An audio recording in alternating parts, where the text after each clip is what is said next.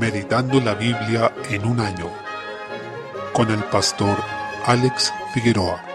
Día 14, mes 7, Primera de Crónicas, capítulo 16, desde el versículo 37. Este pasaje nos habla de cómo David ordenó el servicio en la tienda que él había levantado para poner allí el arca de Dios, ya que en ese momento el templo no estaba construido. Esto se cumplió tal como había sido ordenado en la ley de Moisés, ya que eran los levitas quienes debían ministrar de continuo en ese lugar. Se señala que la adoración debe ser ordenada, planificada, y ante todas las cosas debe ser en obediencia a la palabra de Dios, a las instrucciones específicas que Dios nos da, como vimos en el capítulo 15, versículo 13. Donde David también reconoció que el Señor debe ser buscado conforme a su ordenanza, siendo esa la única forma aceptable de adorar a Dios, es decir, como Él mismo lo ha dispuesto y ordenado. Capítulo 17. Se vuelve a relatar en este libro de Crónicas lo que ya estaba registrado en 2 de Samuel, capítulo 7, que es el pacto de Dios con David. Este rey quería levantar una casa al Señor, es decir, un templo, y manifestaba esa preocupación de que él vivía en una casa de cedro mientras el arca del Señor estaba en una tienda. Esto contrasta bastante con lo que encontramos al leer el profeta Ageo, donde se puede apreciar la actitud que tenía el pueblo más adelante, después de volver del exilio de Babilonia, en que cada uno vivía en casas arregladas, bien construidas, mientras la casa de Dios estaba en ruinas. Sin embargo, esto último a ellos no les importaba. En cambio, David estaba muy preocupado de construir el templo para el Señor y uno que fuera digno del Dios que él adoraba. Por otro lado, la preocupación de David era hacer una casa a Dios, pero fue Dios quien le prometió a él que le iba a edificar una casa. Y eso es lo que dice en el versículo 10. Te hago saber además que Jehová te edificará casa. Y le promete entonces que habría un hijo de David que se levantaría como rey después de su muerte y que su reino sería afirmado por el Señor y su trono sería confirmado eternamente y sería llamado Hijo de Dios. Es decir, es acá donde se revela propiamente al ungido, que en hebreo es Mesías y en griego el Cristo, términos que se refieren de aquí en más a ese rey ungido, hijo de David, hijo de Dios. Por tanto, cuando en la Escritura, especialmente en el Nuevo Pacto, se reconoce a Cristo como hijo de David, como aquel que había de venir en el nombre del Señor, lo que se está diciendo es que se trata del Mesías, abiertamente. Eso es lo que el Señor prometió a David y por tanto es por eso que podemos ver que su casa fue establecida para siempre, para que ese hijo de David, Jesucristo, reinara sobre su pueblo. Este pacto es fundamental, viene a complementar la promesa de gracia de Génesis 3:15 que nos decía que un hijo de la mujer iba a aplastar la cabeza de la serpiente. Supimos luego, a lo largo de la historia de la redención, que este sería un hijo de Abraham, hijo de Isaac, hijo de Jacob e hijo de Judá, porque Génesis capítulo 49 dice que de Judá no se apartaría el cetro, lo que quiere decir que el reinado no se iba a apartar de esa tribu. Luego, este hijo de Abraham, de Isaac, de Jacob y de Judá tenía que vivir bajo la ley dada por Moisés y además iba a ser un hijo de David, según este pacto que el Señor estableció. Por consiguiente, acá se esclarece mucho más quién iba a ser el Mesías. Y David respondió con alabanza a esto, reconociendo que no hay Dios como el Señor, pero también reconociendo que no hay pueblo como Israel, como aquellos que el Señor formó de entre todos los habitantes de la tierra. Sabemos que el cumplimiento final de Israel es Cristo y los que creen en él, es decir, la iglesia, judíos y gentiles unidos en Cristo por la fe. Y esa es la respuesta de David, una alabanza y una oración para que el Señor permanezca fiel a su promesa. Capítulo 18. Dios confirma y afianza el reino de David, lo que se manifiesta en victorias sobre sus enemigos, que en este caso eran principalmente los filisteos, sirios, moabitas, amonitas, amalecitas y edomitas. Como dice en el versículo 6, Jehová daba la victoria a David donde quiera que iba, y eso también es un anticipo de la victoria de Cristo sobre sus enemigos y el establecimiento pleno de su reino. Salmo capítulo 10. En los versículos 16 al 18 tenemos la maravillosa realidad de que el Señor es Rey eterno, quien juzga a las naciones. Este es el firme fundamento de nuestra seguridad. El trono de Dios es inconmovible y nada puede desbaratarlo, ni siquiera ponerlo en peligro. No hay un momento, ni lo habrá, en que Dios no haya reinado, lo que implica su plena soberanía sobre todo gobierno humano, pero asimismo sobre los tiempos y los acontecimientos que ocurren, hasta el más mínimo detalle. Por eso es que podemos confiar en que Él será fiel a sus promesas. Este Dios grandioso es quien a la vez oye el deseo de los humildes y dispone el corazón de ellos para bien. Esto confirma también la soberanía de Dios sobre los corazones, y nos dice que si somos salvos es porque Él ha obrado en nosotros, haciendo que pasemos de muerte a vida, disponiéndonos a escuchar su palabra y acercarnos a Él. No hay lugar para la jactancia en nosotros, pues toda la gloria pertenece a Él, y esta obra redentora que Él realiza es para que su justicia se establezca en la tierra y ya no haya más maldad. Es un Dios que, siendo majestuoso y poderoso sobre todo, está atento al clamor de quienes vienen a Él en quebrantamiento, reconociendo su pequeñez y su dependencia absoluta. Esto nos recuerda el pasaje de Isaías, porque así dijo el alto y sublime, el que que habita la eternidad y cuyo nombre es el Santo. Yo habito en la altura y la santidad, y con el quebrantado y humilde de espíritu, para hacer vivir el espíritu de los humildes y para vivificar el corazón de los quebrantados. Isaías 57:15. Proverbios capítulo 19, versículo 8. Habla sobre la importancia del conocimiento para la vida de nuestra alma. Esto contradice lo que vemos hoy día, que es esta especie de exaltación de la ignorancia, donde pareciera que mientras más ignoras, más humilde y más santo eres. Se enfatiza que lo importante es la forma en que vivimos, y se deja de lado lo que debemos conocer. Ciertamente, nuestras obras y nuestra vida van a reflejar lo que creemos, pero ante todo debemos primero conocer la voluntad de Dios y creerla para luego obedecerla, ya que no podemos obedecer lo que no conocemos. Por tanto, el que posee entendimiento ama su alma, y el que ama su alma realmente se va a preocupar de conocer y entender la voluntad de Dios, por supuesto, pero también la creación va a cultivar su mente, su espíritu, con todas las disciplinas que pueda conocer, ya sean intelectuales o los oficios que pueda aprender, sabiendo que la creación nos da cuenta del Creador, y una vez que nosotros tenemos la verdad del Creador, podemos tranquilamente conocer la creación para el propósito con que fue hecha. Versículo 9. Reitera una amonestación contra el testigo falso, tal como se dice en el versículo 5, que no quedará sin castigo. Es una repetición con unas leves variaciones. Eso también nos muestra la importancia que da el Señor a la veracidad, porque un testigo falso podía condenar a una persona a la muerte, según la ley de Moisés, si se creía como verdadero aquello que el testigo falso estaba declarando. Así lo podemos ver en los casos de Nabot, cuando Jezabel le quitó la viña, ocupando testigos falsos para lograr su propósito. Lo vemos también en Jesús mismo, en la forma en que fue juzgado, y así también en los casos de Esteban y luego del apóstol Pablo. Procuremos que nuestro hablar refleje el carácter de Dios, quien es la verdad misma. Romanos capítulo 2. Encontramos en esta sección una continuación del discurso que venía desarrollando el apóstol Pablo desde el capítulo 1, sobre el pecado del hombre y la ira de Dios. Recordemos que la Biblia originalmente no estaba separada en capítulos y versículos, así que todo este discurso es una unidad y su conclusión es en el capítulo 3. En los versículos 2 al 4 el apóstol Pablo habla de lo inexcusable que es el hombre que juzga, y también se dirige especialmente a los judíos, porque ellos pensaban que al tener la ley de Moisés y al ser un pueblo apartado para Dios desde antiguo, estaban en una condición moral mucho mejor que la de los gentiles, es decir, quienes no eran judíos, y estaban en las tinieblas del paganismo y la idolatría. Ellos probablemente, refiriéndome aquí a los judíos, pensaban que no necesitaban la misma clase de salvación, porque eran esencialmente mejores que los no judíos, a su propio parecer. Sin embargo, lo cierto es que el apóstol Pablo, inspirado por el Señor, les hizo ver que ellos estaban en la misma condición de pecado que los gentiles, y por tanto tenían la misma necesidad de salvación, ya que estaban condenados sin Cristo. Por eso les dijo en el versículo 3, «Y piensas esto, oh hombre, tú que juzgas a los que tal hacen y haces lo mismo, que tú escaparás del juicio de Dios». Con esta declaración, Pablo, inspirado por el Señor, apuntaba a que todo el que hace pecado está condenado y es inexcusable delante de Dios. Ante esto, si nos hemos arrepentido, no tenemos nada de qué jactarnos, pues fue la bondad de Dios la que nos guió a quebrantarnos de corazón ante Él. Se confirma una vez más que la salvación no es por mérito humano, sino por gracia de Dios. Desde el versículo 5, luego de declararnos inexcusables, el apóstol presenta el juicio de Dios, que demanda la condena y muerte de los pecadores. Este juicio de Dios pesa sobre todos, porque todo hombre es pecador. Por eso dice el versículo 11, porque no hay excepción de personas para con Dios. Esto significa que Dios no distingue ni juzga según criterios humanos, favoreciendo a unos y perjudicando a otros como lo haríamos con nuestro criterio terrenal. Desde el versículo 12, posteriormente, expone la base de este juicio, que es la ley de Dios. Argumenta que la ley que recibieron los judíos no les garantizó la salvación como pueblo, sino que lo que hacía era evidenciar que eran pecadores y que en consecuencia necesitaban la salvación del Señor, mientras que los gentiles, pese a que no recibieron la ley de Moisés, contaban con una ley escrita en sus corazones, que es la conciencia, en la que el Señor puso un sentido de lo bueno y lo malo. Por tanto, esto también podía acusarlos de pecado, de modo que nadie puede excusarse ni justificarse delante de Dios. Desde el versículo 17, el apóstol Pablo realiza una fuerte exhortación a los judíos, ya que ellos pensaban que eran la luz de las naciones y que no necesitaban el evangelio de la gracia de Dios. Sin embargo, pese a que recibieron la ley de Dios por medio de Moisés, eran hipócritas y caían en los mismos pecados que los paganos, y con eso traían vergüenza al nombre de Dios. Por tanto, con esto debemos ver que nacemos necesitados de salvación, que precisamos desesperadamente la salvación que hay solo en Cristo, porque estamos condenados bajo la ley, pero una vez llegado Cristo, debemos agradecer por este gran Salvador, porque por medio de la fe en Él nos ha librado esta ira de Dios que se revela contra todos los hombres que detienen con injusticia la verdad, y es su benignidad, como dice este pasaje, la que nos ha guiado al arrepentimiento.